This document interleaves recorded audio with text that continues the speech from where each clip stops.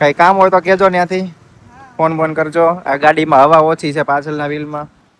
Biscuit pizza એમ ગલકા એ આ કરતો હરખું. ગુડ મોર્નિંગ મિત્રો, સ્વાગત છે તમારું આપણા નવા બ્લોગમાં. અને આજે સૌથી પહેલા તો અમાસ છે એટલા માટે બટુક ભોજન માટે બાળકોની માટે છે ને અમે ગઈકાલે ઓર્ડર દઈ આવ્યા હતા ગુંદી અને ગાંઠિયાનો. તો આજે હમણાં હું લેવા જાઉં છું અત્યારે. અને સવારમાં પછી આપણે અહીંયા ઓલું શું કહેવાય આંગણવાડી છે ને, તો એમાં છોકરાઓને આપી આવીએ. અને પછી આપણા જે ઓલા સાંજે ભણાવવા જઈએ રવેચી માતાના મંદિરે, એ છોકરાઓને આપી દઈએ. એટલે બેયનું આવી જાય, એટલે બેયનું ભેગું થઈ અને અલગ અલગ સરસ મજાના પેકેટ જ તૈયાર કરાવડાવ્યા છે. હવે હું લેવા જાઉં છું અત્યારે અને લઈ આવું. અને પછી આપણું પાછું અત્યારે ટાઈમ થયો છે 9:30 ને 5:10 જેવું થયું છે. એટલે લઈ આવું, પછી વિડીયો બનાવી લઈએ. અને પછી પાછી મારા ગાડી પાછી સર્વિસ સેન્ટરમાં દેવા જવાની છે. આજે જ જવી પડશે ને, કેમ કે આનો તો કાંઈ નક્કી નહીં હવે ક્યારે આપે. એટલે હવે બે જાશું જ તે, પણ હવે પાછી ગાડી ટેમ્પામાં ચડાવી દેવાની. અને પછી આપણી ઓલી 4 વ્હીલ લઈ અને પછી એની પાછળ જાશું. પછી પાછા આવવામાં વાંધો નહીં. અને ક્યાંય આઘું જવાનું છે 6-7 કિલોમીટર. હવે તો છે ને, જો આનો લોક તે નથી ખુલતો ને, અત્યારે તો લોક ખુલતો હતો. ડાબી જમણી બાજુ ખેંચું નામ કરું ને તો હવે તો જો કાંઈ નથી થતું. સ્ક્રીન જ નથી આવતી ને. આને દબાવીએ ને એટલે આપણે સ્ક્રીન ખુલે, પણ સ્ક્રીન જ નથી આવતી. હાવ બંધ થઈ ગયું. એટલે આ ગાડી હવે કાંઈ લઈ જવા હે નહીં. અને હવે ઓલી બીજી ગાડી છે ઇલેક્ટ્રિક, એ ઇલેક્ટ્રિક જ છે પણ એ ધીમી હાલે છે. હા, એ ધીમી હાલે છે એટલે એ લઈ જવી પડશે અત્યારે. તો એ લઈ અને ફરસાણની દુકાન નજીક જ છે એટલે કાંઈ વાંધો નહીં. થેલી લઈ લીધી છે. આરે અલગ અલગ આખા પેકેટ જ કરાવડાવવાનું કીધું હતું. એટલે થેલીમાં નાખી દો અલગ અલગ પેકેટ, થોડાક ડેકીમાં નાખી દઈશ અમારે એ રીતના. કાં તો એની પાસેથી એક જબલું લઈ લઈશું. આ બીજી ગાડી છે, આ લઈને જવું પડશે. પેલા ચાવી રહી ગઈ અંદર, ચાવીની ટેવ નથી ને એટલે હવે આવું થાય. ચાવી લઈ લઉં કેમ કે આમાં તો પાસવર્ડની હોય જરૂર. ચાવી લઈ લીધી. હવે જી આવીએ આપણે, લઈ આવીએ ફટાફટ તો નહીં, ધીમું ધીમું થાય આમાં. આ તો બહુ ધીમું હાલે છે. આ વધીને 23-24ની સ્પીડે હાલે ખાલી. ઊંધી ગાંઠી આવી ગયા છે. અને થયું એવું કે હું પાકીટ તો નહોતો લઈ ગયો, મને એમ કે ઓનલાઈન પેમેન્ટ તો ચાલુ જ છે, પણ આજે હમણાં જ બંધ થયું એવું કંઈક કીધું એમણે. એટલે કે હવે કેશ ફરીથી પાછા હવે ઘરે જઈને પાકીટ લઈને પછી કેશ આપી આવું પાછું. બાકી ગુંદી ગાંઠિયા ઘરે પહોંચાડી દઈએ પહેલા. ગાડી બગડી ગઈ છે તો આસ્થા એની ગાડી મૂકી ગઈ છે અને એ અમસ્તા રીતે જાય છે હરિદ્વાર. ભક્ત બની ગયા છે એટલે એ કે હવે હું જાઉં છું કાયમ માટે. સપ્તાહ છે તો એના મમ્મી, માસી, મામા, મામી બધા જ જાય છે. આસ્થાને મૂકી આવે મનીષા અને પછી ગાડી પાછી એની પાછી લેતી આવે. એટલે અમારે કાંઈ વાંધો નહીં. અને અમારી ગાડી સર્વિસમાં હમણાં દેવા જવાની છે. એકાદો ટેમ્પો બોલાવી લઈએ, ટેમ્પામાં નાખી દઈએ. માર્કેટમાંથી બટેટા લેવાના છે, તારે લઈ દેવાના છે. મને નહીં ભાવે બટેટા. તમારે બટાટાને શું કરવું હવે? તમે તો આવ્યું જવું ને. હે તારા પપ્પાને દેતા જવાના બટેટા? બસ ને પૈસા લે કિચનમાં છે ને પૈસા આમ ગોતે. અને એમ નહીં, બટેટાનું શું કરવું છે? ઠીક, હા ઠીક એમ છે. અરે વાહ ભાઈ વાહ. કઈ કામ હોય તો કેજો ત્યાંથી ફોન બોન કરજો. આ ગાડીમાં હવા ઓછી છે પાછળના વ્હીલમાં. હવે એક ઓલા રિપેરિંગ માટે થઈને મેં ઘણી બધી જગ્યાએ ફોન તો કર્યા. અમારે અહીંથી જે સર્વિસ સ્ટેશન છે ને ઓલાનું, એ બહુ જ આઘું છે. કદાચ 10-12 કિલોમીટર જેવું આઘું છે. અને ત્યાંની મને ખબર છે કેમ કે મેં નવી લીધી હતી ને ત્યારે ઉંદરડા વાયર કાપી ગયા હતા અને ત્યારે મારે પરાણે મૂકવી પડી હતી.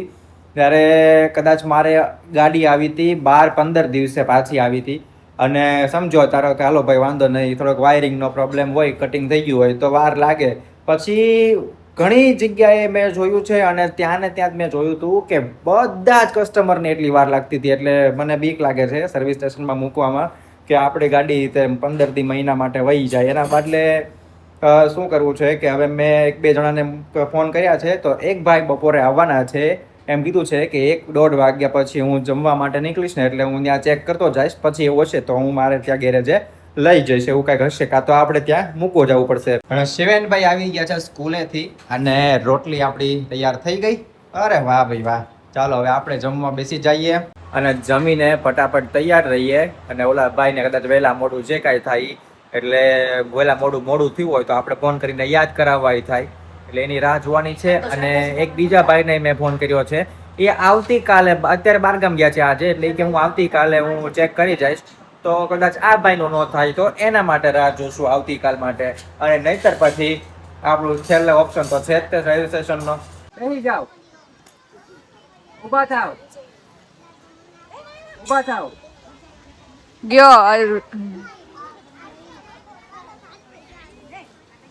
બેસી જાઓ. રાજલ મનીષાએ તૈયાર કર્યું છે મોનાકો બિસ્કિટ ઉપર સોસ, સેવ, ડુંગળી અને ટમેટા આ બધી જ વસ્તુ લગાડીને ઘરે આપણે હોમમેડ શું કહેવાય, હોમમેડ તો ન કહેવાય, બધું બહારનું જ છે આમાં, પણ ઘરે બનાવ્યું છે ટૂંકમાં બિસ્કિટ પીઝા એમ. વસ્તુ તો બધી બહારની જ છે, હોમમેડ મારાથી ભૂલથી બોલાઈ ગયું. અને બાજુમાં થોડોક સત્સંગ ચાલે છે ને એટલે બધી ખંજરીની અવાજ આવતો હોય છે બેકગ્રાઉન્ડમાં, તો બને એટલો હું ધીમું કરીશ, ટ્રાય કરીશ. બાકી હવે જોઈએ કે આ કેવું લાગે છે. એમ તો અમે એકવાર આની પહેલા ટેસ્ટ કરેલો છે, બહુ જ સરસ લાગે છે. આમ ભૂખ લાગી હોય ને ઘરે કાંઈ ન હોય ને તારે આવું વસ્તુ કરવા જેવું છે કે ખાલી દુકાનેથી એક મોનેકો બિસ્કિટ લઈ આવવાના 2-3 અને ઘરે સેવ, સોસ, ટમેટા અને ડુંગળી આટલું લગાડીને ખાવું ને એટલે એવી મજા આવી જાય ને કે અલગ જ ટેસ્ટ આવે. હું તમને જો તૈયાર થાય છે ને એ પછી આખું હું બતાવું કે કેવું લાગે છે. બાકી જો આ રીતનું આખું તૈયાર થતું હોય. આની ઉપર હવે શું કરવાનું અને આની ઉપર શું કહેવાની છે? ચીઝ નાખવાનું.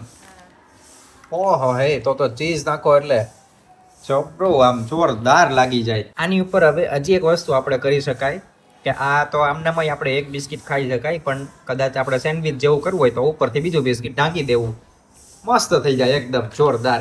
જો આવું લાગે એકદમ જોરદાર છે. મસ્ત મોનેકો બિસ્કિટ ઉપર સેવ, સોસ, ડુંગળી અને ટમેટા. અને આજે જમવામાં છે ભાખરી. જો ભાખરી તો બની જ ગઈ છે અને શાક શેનું છે આજે? એક બને છે હજી ગલકા. એ આ કરતો હરખું વળી ગયું. આ ઉપરનું પાણી અંદર નો વ્યુ જાય કે કઈ છે ગરમા ગરમ ઠીક નીચે ચાલુ જ છે, મારું ધ્યાન જ નહોતું. ગલકાનું શાક છે અને બાજુમાંથી પ્રસાદી આવી છે. મેં કીધું સત્સંગ ચાલે છે તો પેલું ખીચડી છે આવડી, ઓલી શું કહેવાય સાબુદાણાની સુખડી છે. અને હજી કંઈક પેકેટમાં આવ્યું હતું એ ફરાળી, બધું કંઈક છે ફરાળી છે ઓલા પેકેટમાં. આ બધું જ ત્યાંથી પ્રસાદીમાં આવ્યું છે. અને ઓલું ક્યાં ગયું? ગંગાજળ અંદર મૂકી દીધું, મંદિરમાં મૂક્યું, ગંગાજળ આપ્યું છે. હા આ રહ્યું જો, આ સરસ એક ગંગાજળ આપ્યું છે. આજે અમાસ છે એટલે આજે બધી જગ્યાએ અમે છોકરાઓને બાળકોને ભણાવવા ગયા હતા ને ત્યાં પણ કેટલા બધા બહેનો હતા, બધા પૂજા કરતા હતા, અલગ અલગ બધું વસ્તુ કરતા હતા, પૂજા પાઠ ને આપણે પીપળે ને બધું અલગ અલગ કરતા હતા. એટલે આજ બહુ જ આજ મોટી અમાસ છે. બાકી બીજું આજે ખીચડીમાં શું છે? કેવી રીતના? સાદી ખીચડી? સાદી ખીચડી બનાવવાની છે આજે તો. પલાળી દીધી છે ખીચડી.